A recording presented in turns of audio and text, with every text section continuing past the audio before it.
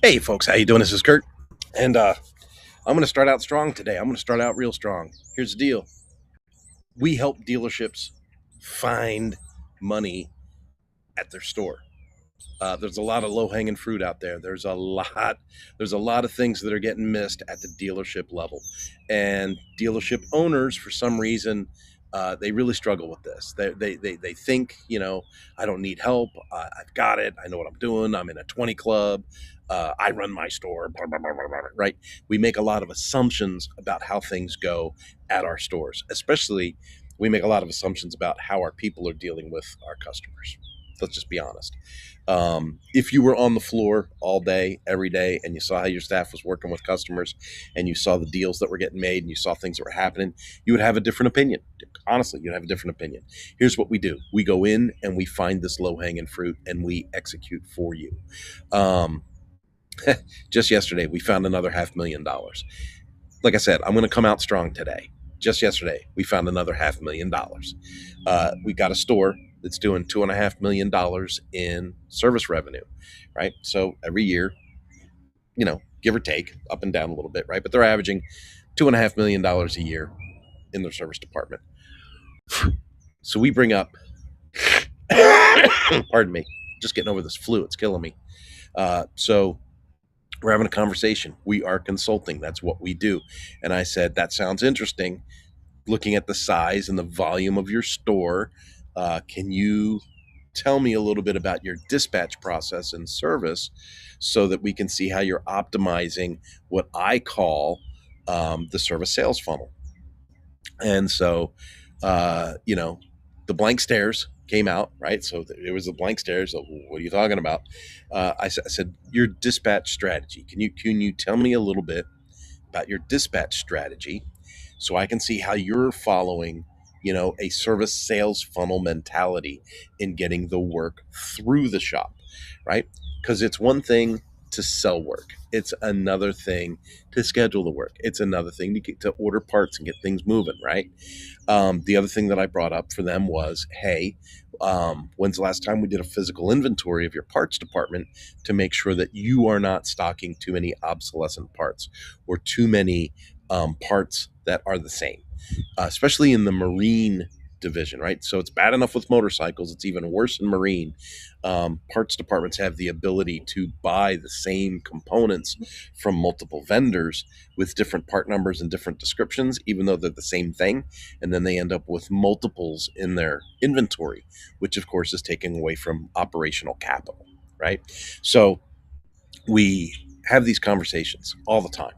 And so yesterday, I'm in a class. I'm delivering training, and they're talking to me about their service numbers, right? And this is kind of like they ooh, they were, I don't want to say being braggadocious, but they were very matter of fact about their average revenue in service, and they said it almost in like a 20 club kind of framework. Okay, so I could tell that they were used to this 20 club idea where owners and general managers get together and have a couple of whiskeys on ice and talk about their numbers and egg each other on to do better, right? And so they were looking for that 20 club pat on the back. Well, for the size of our shop, we're doing pretty good. We do $2.5 million a year in service. I said, great. Let's take a look at that dispatch strategy and see how it aligns with the service sales funnel. Folks, got to tell you, they didn't have a dispatch strategy. They didn't know what a service sales funnel was. And because they didn't know what a service sales funnel was, they were leaving a lot of money on the table. Not money on the table from a sales perspective.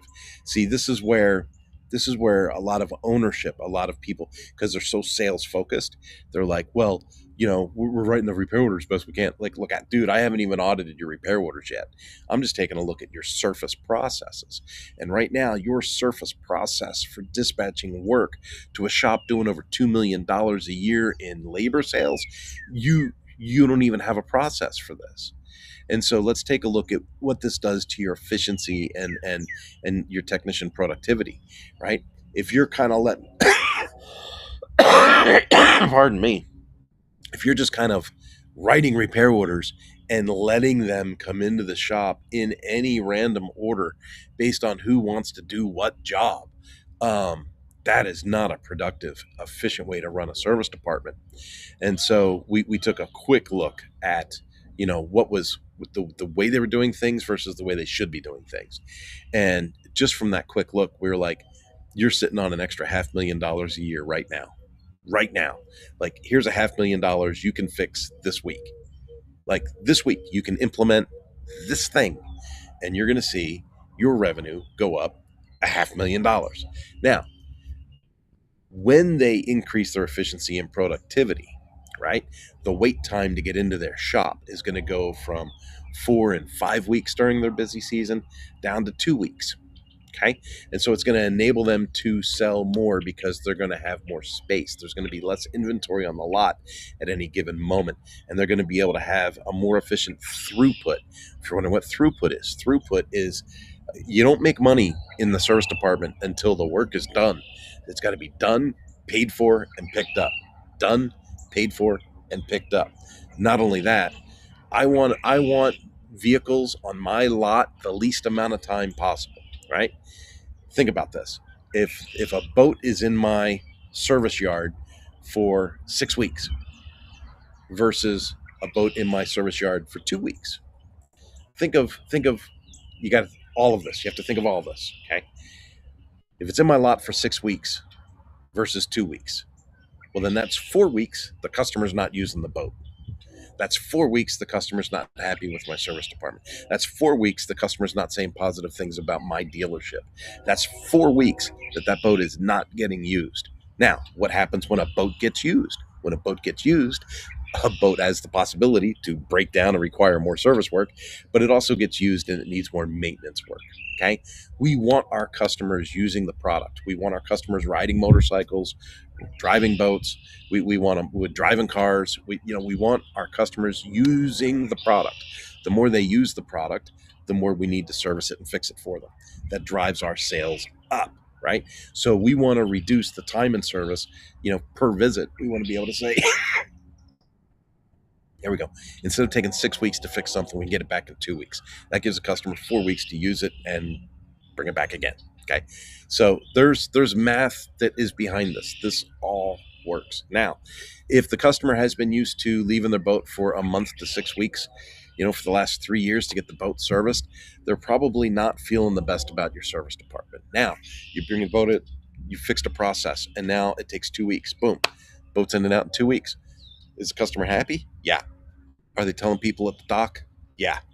Is the news getting out about your dealership being better? Yeah. Like, all that stuff is happening. That's all positive. So when we say we found $500,000, it's not just $500,000, right? If you take a look at that one little thing that we're going to change for their dispatch process isn't just $500,000 in revenue. Like, that's nice. That's nice that there's $500,000 in revenue, but it is better customer satisfaction. It is better community involvement. It is customers using the product, right? A customer that uses the product that needs an extra oil change at the end of the summer, they're not bitching because they have to change the oil in extra time. They're ecstatic because they got to use the boat more. Like, one of the biggest problems that the boating community has is right when the season's busy is when dealerships are backed up. They don't have enough staff in the middle of August, right, to keep up with the demand of everything. Why? Because they can't afford to employ all those people in November when people aren't using the boats. And so we need to do the best we can when it's busy to optimize those busy seasons, make as much money as possible. Then we need to stretch our seasons out. So as a dealership, this is another concept. I ask them all the time. I go, how long is your season? And some of these boat dealers will tell me, well, our season's only a few months. Sometimes we don't really get busy until April, sometimes May. And then, by the end of August, beginning of September, it's kind of wrapping up. Folks, how are you paying mortgage on a building for a whole year that you're only using for half the year? How do you grow your business? So instead of not getting busy until April, sometimes May, how do you start getting busy in February? And instead of slowing down in August and September, how do you extend that into, October and November? You got to get creative, right? And you got to run service specials, and you got to communicate to the people what you're offering. Be clear about what your offer is so that you can extend the work into those regions. Are you offering storage? Are you offering discounted service in the off season months? Are you got to get creative. You got to move things around, and that's what we do when we consult with through the Power Sport Academy and through the training I do at the Marine Retailers Association.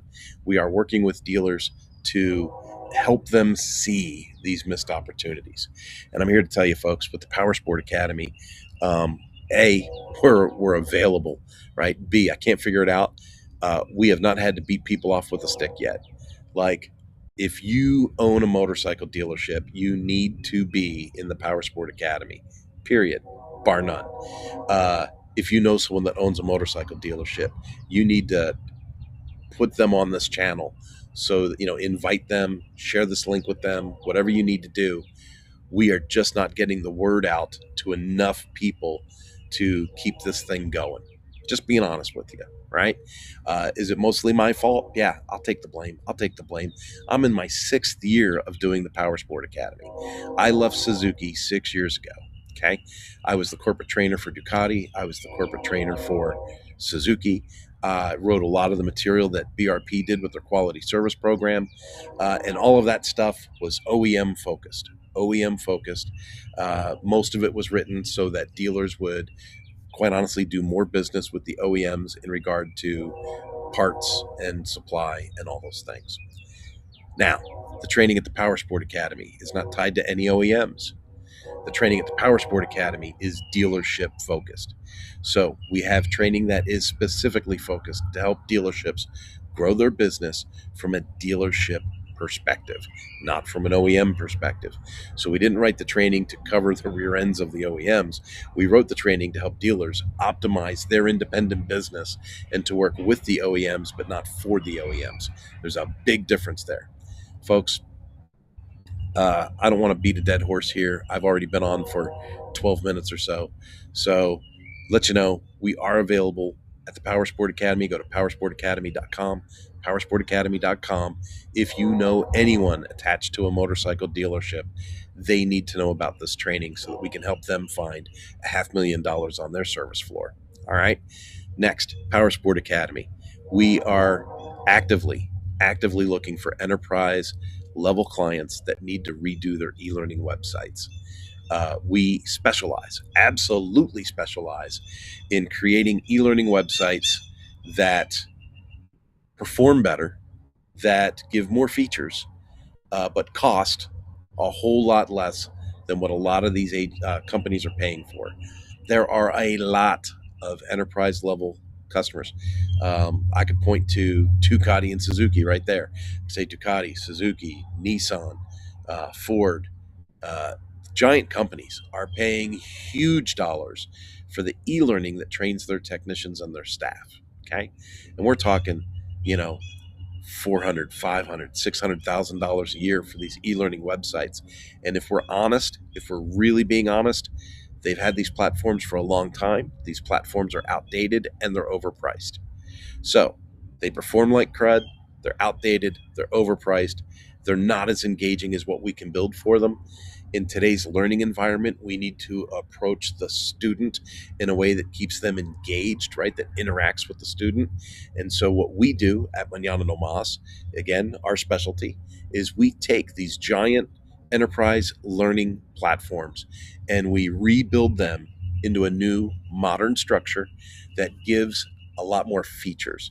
So we can have community features, we can have live video features, we can still have the original learning content, we can track all the student progress, the certifications, the scores, we can have expiring certificates. So that means that people would need to recertify every year, every 2 years, every 5 years, whatever the requirement is. We build all of that for these corporations. And so we are very much open for that kind of work right now. And I just want to be very transparent about that. If you know anyone that is responsible for the training program at their corporation, I encourage them to reach out to us. We recently took somebody from a $400,000 a year platform down to $60,000 a year, right? So I don't know about you. Right? But if someone could save me $340,000 this year on an IT program, I would probably consider it. Okay. And it's not because we're cutting corners. It's not that at all. The technology has changed. Okay. So technology has changed. Hosting costs have changed. And these older companies that are doing these custom bespoke e-learning websites, stuff that was popular 10, 12, 15 years ago, 20 years ago, those costs are very high because of what they had to do 20 years ago to build those platforms. But if we're being honest with each other, that is not required in today's marketplace. In today's marketplace, we can use modern tools to bring you something, pennies on the dollar. So that's our specialty. Reach out to us. I'd love to help you. Go to manananomas.com, schedule a meeting with me. Let's break the ice and let's see what we can do together. Folks, have yourselves a wonderful day. And if you're following along on WB Tonic, Membership Machine Show, or Lifter LMS, I'll see you later. Bye bye.